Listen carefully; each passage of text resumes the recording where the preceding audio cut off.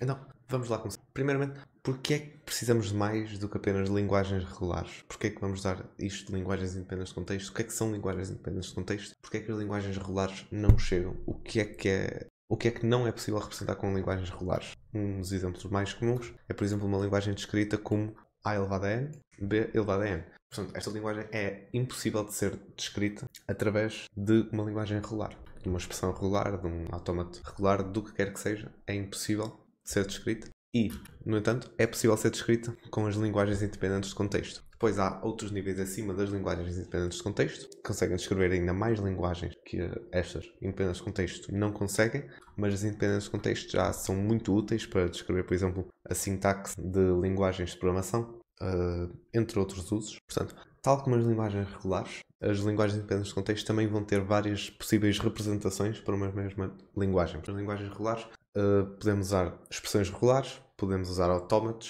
determinísticos, autómatos não determinísticos, e nas linguagens independentes de contexto vão haver duas principais representações, que são as gramáticas independentes de contexto, que é uma forma mais escrita, baseada em texto, e os autómatos de pilha, que é basicamente aos autómatos das linguagens regulares, acrescentamos uma pilha em que podemos, portanto, adicionar itens acima, ver o item que está mais acima, ou tirar o item.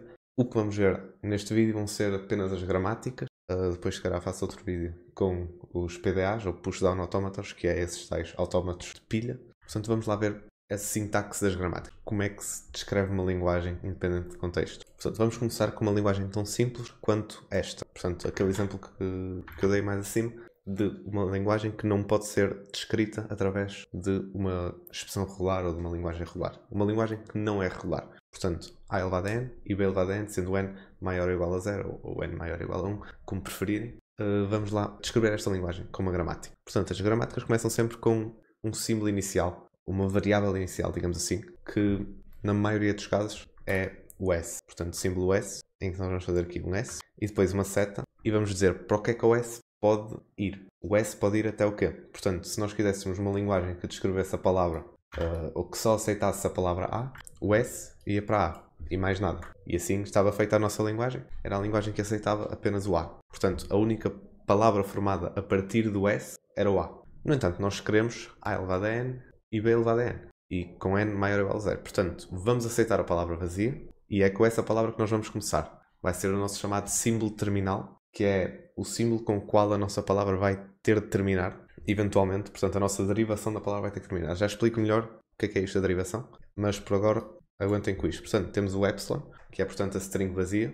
E agora, podemos fazer com que o S vá também. Isto pode-se fazer em várias linhas, como eu estou a fazer, ou como é o mesmo símbolo, depois posso acrescentar mais variáveis, mas como é a mesma variável, posso colocar aqui uma barra e significa que o S vai para epsilon, ou que o S vai para, e eu neste caso vou colocar A, S, B. E já está escrita a nossa linguagem, é tão simples quanto isto. Portanto, o que é que isto significa? Vamos dizer que temos, por exemplo, queremos chegar à palavra AABB a partir desta definição. Como é que nós fazíamos isso? Começávamos com S, depois podemos sempre escolher um destes dois valores para dar ao S. Se nós escolhêssemos o epsilon, o S ia ser, ou melhor, a nossa palavra ia ser a palavra vazia e não íamos chegar a lado nenhum. Portanto, temos que escolher uma, portanto, a única que não é o epsilon, que neste caso é o ASB. Depois, o A não podemos substituir por nada, porque não é aqui, não é uma variável. Agora, vamos outra vez aqui ao S. O S podemos substituir mais uma vez com epsilon ou com ASB. Vamos substituir o S por ASB outra vez. E ficamos com AASBB. Depois, eu estou a fazer isto assim, podem escrever como quiserem. E agora, finalmente, temos AASBB. Nós queremos que este S desapareça e é por isso que nós colocamos aqui o epsilon. Porque agora nós podemos substituir o S com o epsilon. E assim ficaria AABB, tal como nós queríamos. Se nós tivermos aqui uma linguagem, uma palavra que nós não queiramos aceitar, por exemplo, AAB, não há nenhuma forma de derivar esta palavra a partir desta linguagem. E é basicamente isto. Uma linguagem, uma gramática independente de contexto que gera, portanto, que gera palavras ou que descreve uma linguagem independente de contexto. Agora, vamos a esta linguagem. Portanto, A elevado a N e B elevado a M, portanto, números arbitrários, podem ser diferentes, podem ser iguais e maior ou igual a 0, portanto, podem estar os vazios, pode só estar um vazio ou pode não estar nenhum vazio. Também é extremamente simples, vamos ter, portanto, o nosso S que vai para epsilon mais uma vez, porque pode ser a string vazia, ou podemos colocar um A à esquerda, portanto A e depois vem o S, ou podemos colocar um B à direita, portanto S e B. E assim vamos dizer que queremos chegar, por exemplo, à palavra AB, ou por exemplo à palavra AAB. Como é que nós o faríamos? Neste caso havia várias hipóteses para chegarmos a esta mesma palavra. Portanto, eu podia começar com o S a ser o SB, por exemplo. S passar a SB. Depois, de SB, substituir os A's. Portanto, A, SB. E depois A, A, SB. E depois, finalmente, substituir para A, A, B. E assim chegamos à palavra. No entanto, também podemos substituir, por exemplo, o S. Passávamos para AS. Depois passávamos para AAS. E depois passávamos para AASB. Portanto, duas derivações iguais. Isto, quando acontece termos mais do que uma derivação, sempre substituindo o símbolo à esquerda, que neste caso é o S. Se nós tivéssemos mais símbolos aqui, já vamos ver outro exemplo. Mas sempre que isto acontece, de termos mais do que uma derivação sempre à esquerda, ou mais do que uma derivação sempre à direita, para uma mesma palavra, a linguagem é chamada ambígua.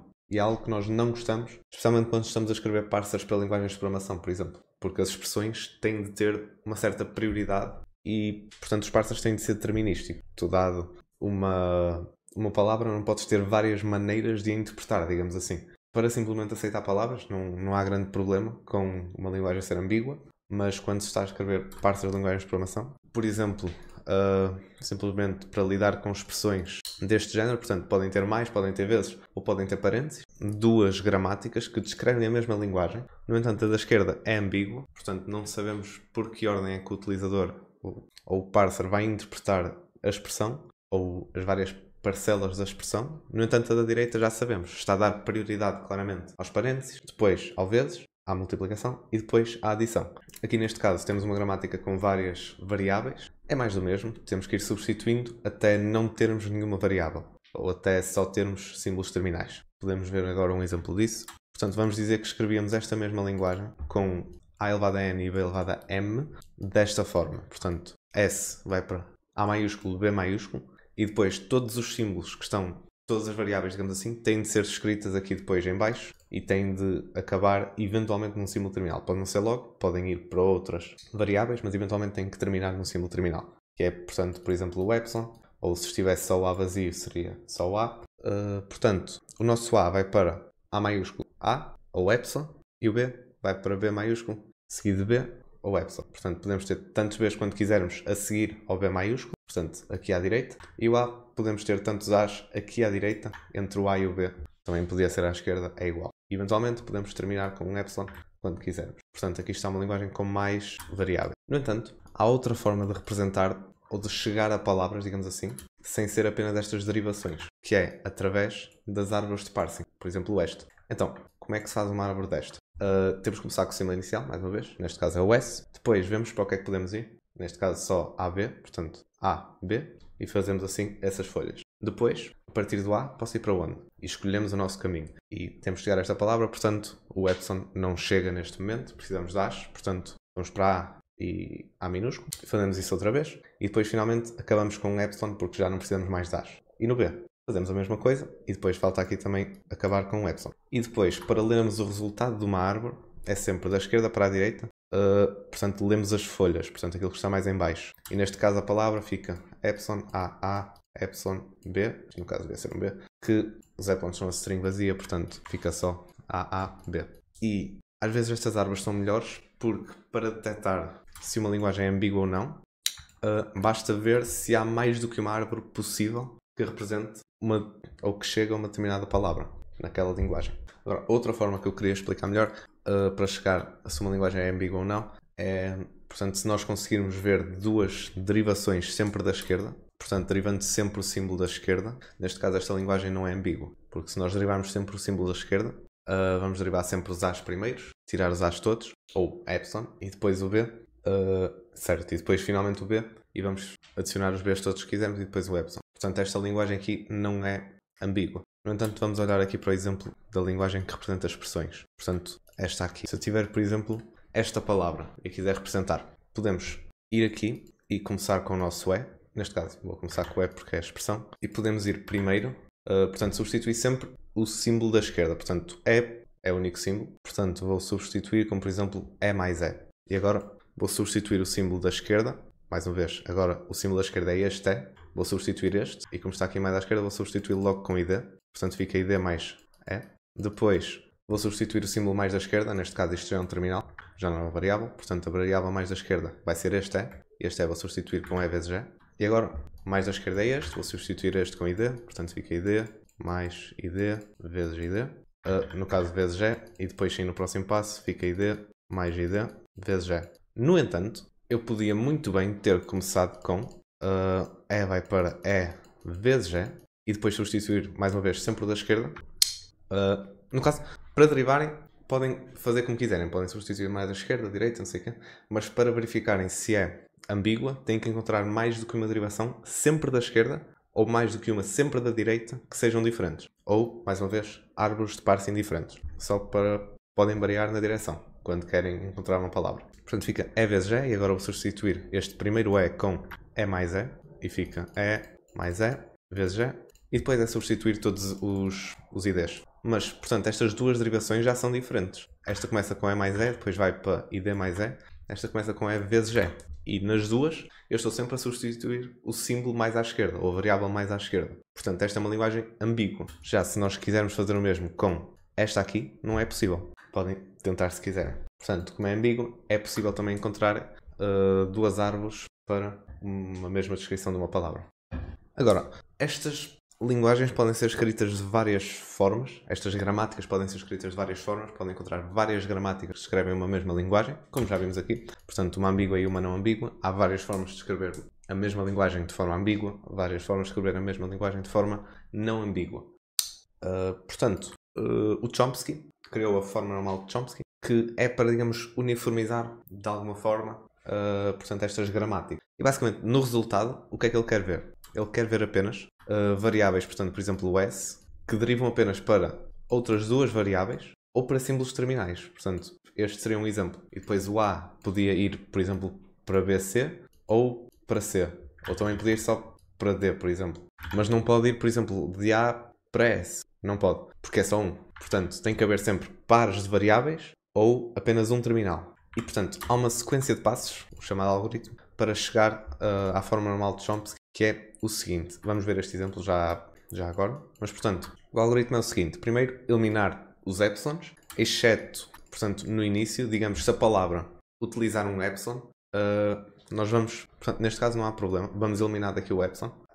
No entanto, se o S em si aceitar epsilon, nós temos que o retirar para fazer esta conversão com o algoritmo, esta normalização, mas no final não nos podemos esquecer de acrescentar lá o barra S, ou S não, ou epsilon, enganei. Porque senão a linguagem não seria a mesma linguagem, certo? Deixaria de aceitar a palavra vazia, o que é um problema. No entanto, vamos tirar todos os epsilons e depois, se a palavra inicial, ou se a linguagem inicial aceitava o epsilon, temos que no final adicionar lá barra epsilon. De seguida temos que eliminar as unitárias. O que é que são unitárias? Ou produções unitárias? É quando, por exemplo, o A vai para o B. Portanto, quando vai só para quando uma variável vai para outra variável. Temos que eliminar isso. Depois temos de eliminar os inúteis. Eliminar, no caso, os símbolos inúteis. E um símbolo é inútil se não for possível chegar lá. Se tivermos, por exemplo, a fazer estas eliminações e depois acabarmos com, por exemplo, D vai para A. Este D, nós não conseguimos chegar ao D de forma nenhuma. E mesmo que, por exemplo, tivermos D vai para A ou D vai para C e C vai para D ou A. O D e o C são inúteis na mesma, porque embora o D seja chamado aqui e o C seja chamado aqui, a partir da palavra inicial é impossível chegar tanto ao D quanto ao C. Portanto, isto é uma forma um exemplo de palavras inúteis ou de símbolos inúteis. Portanto, têm de ser alcançáveis para nós não os retirarmos e também têm de ser geradores. Portanto, se nós tivermos, mais uma vez, D vai para C e C vai para, não sei, D, pode ser, mais uma vez este exemplo, mesmo que tivesse aqui barra D, o D não nos leva a lado nenhum. Vai para o C e depois o C só pode ser substituído por D, o D por C, entramos aqui num ciclo em que nós nunca acabamos com terminais. E nós temos sempre nas palavras ter uma forma de acabar com terminais. Portanto, tem de ser geradores, assim que se chama. E por fim, temos de converter tudo para apenas duas variáveis ou para um terminal. Portanto, vamos seguir este algoritmo para esta linguagem aqui. Portanto, primeiramente, eliminar os epsilons. Esta vai ser a linguagem original. Portanto, vamos eliminar este epsilon aqui. Eliminar o epsilon é só chegar aqui e apagar. Não. Temos de ver que consequências é que eliminar esse epsilon vai ter. Portanto, se este B podia ser epsilon, significa que este A podia ser B ou epsilon. Portanto, vai continuar a poder ser B, mas também temos de colocar aqui barra epsilon. E já podemos eliminar daqui. Mentira, não podemos, porque aqui também temos este problema. Portanto, AB, o B pode ser vazio, portanto, aqui podemos ter só A. E já podemos eliminar daqui. No entanto, continuamos aqui com o epsilon, só o movemos para cima. Não resolvemos o problema. Agora, tiramos daqui este epsilon e vemos, ok, então o A pode ser vazio. Se o A pode ser vazio, então podemos não ter este A aqui e podemos ter só SA. Ok, então podemos também não ter este A aqui e ter AS. No entanto, também podemos ter só S. O S vamos acabar por tirar porque é inútil, é um símbolo unitário. Por isso vamos colocar aqui AS ou SA. E o primeiro passo, portanto, já está. Podemos colocar aqui também barra S, mas essa ponta para S já dá para ver que vamos tirar isto. Agora vamos eliminar as produções unitárias. Que produções unitárias é que nós temos aqui? Este S podemos eliminar já, porque essa ponta para S não faz nada. Agora temos o A que vai para B. Portanto, como é que eliminamos? Substituímos este B por tudo aquilo que é o B. Portanto, neste caso, o A vai para B e o nosso S vai para tudo aquilo que é o S. Portanto, vamos substituir o S com isto e já não temos produções unitárias. Agora, neste caso, não há símbolos inúteis, por isso não dá para os eliminar, já não temos. E agora vamos finalmente converter para esta forma da forma de Chomsky. Portanto, isto tem de ter cuidado, mas é relativamente simples. Portanto, vamos começar por, sempre que vemos assim uma de 3, vemos, ok, tem aqui um AS. AS podemos simplesmente colocar aqui outro nome. Por exemplo, podemos ter, sei lá, um C que vai para AS. E depois podemos colocar aqui CA em vez de AS. Aqui temos A e B maiúsculo. Não podemos ter isto. Temos que ter sempre duas variáveis ou apenas um símbolo terminal. Portanto, podemos fazer um símbolo, por exemplo, D, que apenas aponta para o A. E assim colocamos DB. E assim já temos dois símbolos. Terminal, está certo. Dois símbolos, está certo. Dois símbolos outra vez. Agora temos aqui um A minúsculo, está certo. Dois símbolos. Terminal B. Agora 3. Já criamos aqui o AS. Portanto, podemos usar outra vez o nosso C. Agora AB. Podemos usar outra vez o nosso DB. A, AS, SA e B. Prontos, já temos a nossa gramática segundo a forma normal de Chomsky. E é basicamente isto. Agora, a última coisa que vamos ver hoje é comprovar que uma linguagem não é independente de contexto. Portanto, tal como as expressões regulares, ou as linguagens regulares, estas também têm limitações, também não conseguem descrever todas as linguagens possíveis. Portanto, para provar que uma linguagem não é independente de contexto, vamos usar o pumping lemma para CFLs. Já estão conhecidos com o pumping lemma para as expressões linguagens regulares. Este é semelhante, portanto é bastante simples e tem por base o seguinte. Portanto, se uma linguagem é, portanto, uma CFL, portanto, Context Free Language, uma linguagem livre de contexto, então existe uma constante n, que é o chamado comprimento do bombeamento, mas isto também não interessa lá muito, tal para que qualquer string z com comprimento maior ou igual do que n, não podemos dar valor a n, é simplesmente n, temos que usar esse n assim como está, tal para que podemos dividir essa palavra z em 5 bocadinhos, em que este bocadinho do meio, portanto este bocadinho do meio, tem comprimento menor ou igual a n,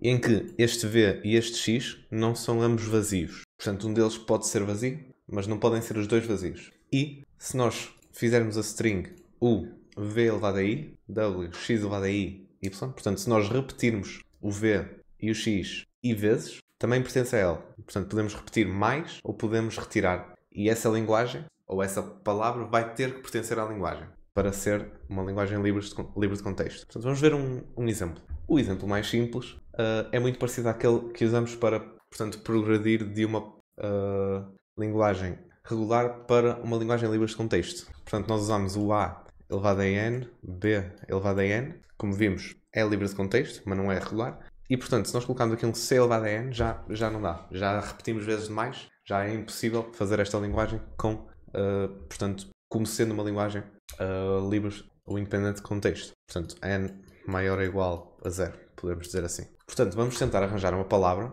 Eu, no caso, não devia ter colocado aqui n's. Muito provavelmente serão usados capas aqui. E, portanto, com base nesta linguagem, temos que arranjar uma palavra que cumpra isto, mas que nós consigamos provar que repetindo isto, portanto, o v e o x i vezes, isso não acontece. E convém escolher uma palavra boa. Portanto, se eu chegasse aqui e escolhesse uma palavra a partir do N, mais uma vez, a escolha da palavra tem de ser feita a partir do N e tem de ter o N, não pode ter um número, simplesmente. Portanto, se eu escolhesse simplesmente A elevado a N sobre 4, etc., se calhar não era tão fácil a minha prova. Eu, neste caso, vou escolher A elevado a N, B elevado a N e C elevado a N. E vou dizer que o meu U está vazio. Portanto, primeiro vamos ver que portanto, a quantidade de palavras é maior ou igual a n, que está certo. Ou melhor, o comprimento da string é maior ou igual a n, que está certo. O comprimento da string é 3n. Agora eu tenho que provar que não importa aquilo que eu escolher aqui, eu nunca vou conseguir chegar a isto. Portanto, chegar a que esta palavra aqui pertence à linguagem. Portanto, vamos dizer que eu colocava, por exemplo, o U aqui nesta parte toda. E que eu colocava portanto, a nossa parte que se repete, este nosso VWX, aqui. Mais uma vez, comprimento máximo é n. Portanto, aqui está o comprimento máximo. Então, se nós repetíssemos mais vezes esta parte, nós só íamos simplesmente aumentar a quantidade de Cs. Aumentando a quantidade de Cs, já não ia ter a mesma quantidade de Cs que ia ter de Bs e que ia ter de As. Portanto, já não dá. E temos que provar isto para todas as possíveis, digamos, partições da linguagem. Portanto, já provámos assim. Podemos ter no máximo, por exemplo, o A, ou melhor, assim acho que se percebe melhor. Portanto, podemos partir esta linguagem.